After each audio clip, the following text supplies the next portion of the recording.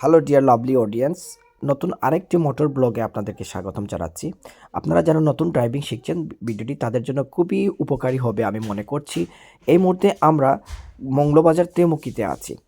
তেমুকি থেকে আমরা ঢাকা দক্ষিণ টু তেমুকি যে রোড, অর্থাৎ এই রুট থেকে আমরা এখন মেইন রোডে উঠবো।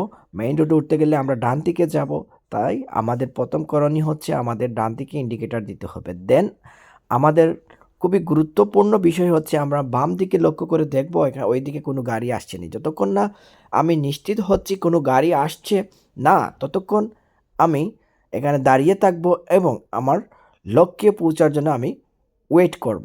আপনারা দেখছেন আমরা এই মুহূর্তে মেইন রোডে উঠছি। এই যে আমরা যাব এখন ডান দিকে।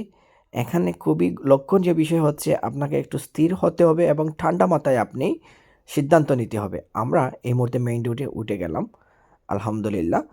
আমরা আমাদের সাথে থাকবেন। আমাদের সাথে আছেন সুইডেন প্রবাসী আমার প্রিয় বন্ধু হিসাম, যিনি আজকে প্রায় দ্বিতীয় দিনের মতন ড্রাইভিং করছেন। আলহামদুলিল্লাহ, ওনার ড্রাইভিংটা খুবই চমৎকার এবং ওনার দক্ষতার সাথে ড্রাইভিং করার জন্য সবসময় প্রস্তুত এবং আপ্রাণ প্রচেষ্টা চালিয়ে যাচ্ছেন।